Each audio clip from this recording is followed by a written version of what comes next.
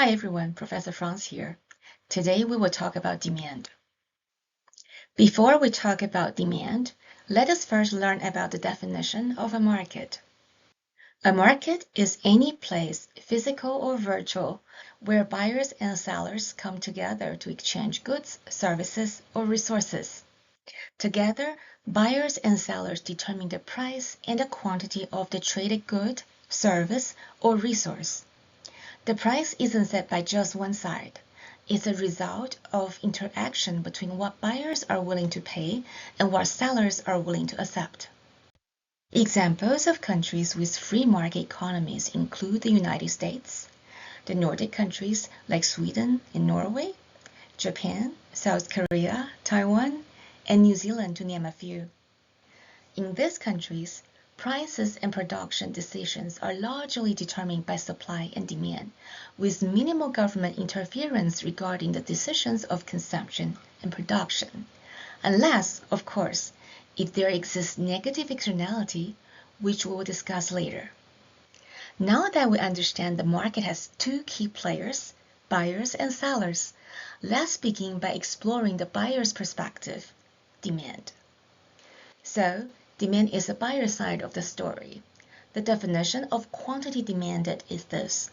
Given the price of a good, service, or resource, quantity demanded is a number or amount that consumers are willing and able to purchase.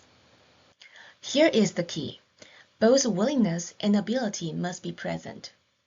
For example, if you can afford something but don't want it, say if you dislike broccoli and choose not to buy it, then your quantity demanded for broccoli is 0. On the flip side, if you absolutely love a $1 million home but can't afford it, then your quantity demanded is still 0. Quantity demanded is greater than 0 only when desire meets purchasing power. The law of demand explains a simple but powerful idea. As the price of a good or service falls, the quantity demanded rises. And when the price rises, the quantity demanded falls, all else being equal. It is important to note the phrase ceteris paribus, which means all else equal. I have explained this concept in more detail in another video, but here is a quick reminder. When we say the law of demand holds ceteris paribus, we mean that all other factors that could influence demand are held constant. These other things include tastes and preferences, income levels, price of related goods such as substitutes or complements, consumer expectations.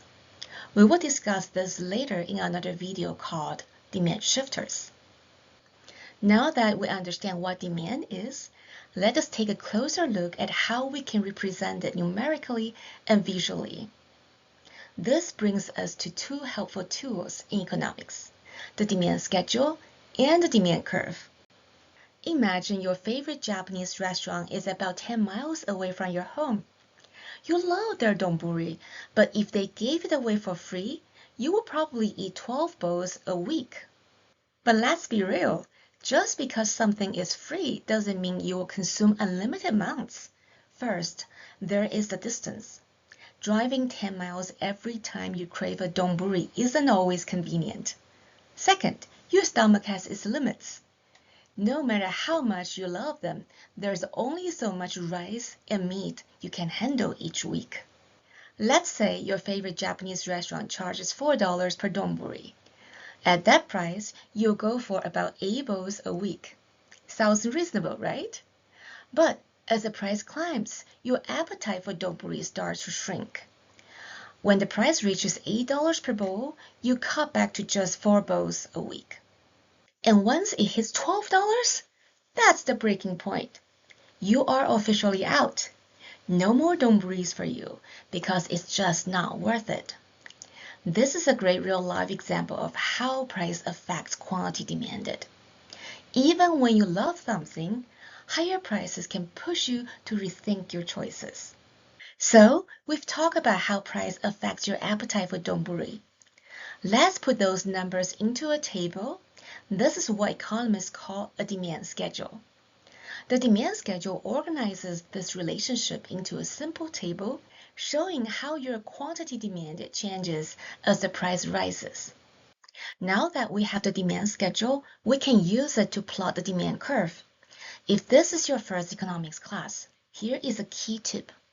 Always put the price on the vertical axis and the quantity on the horizontal axis.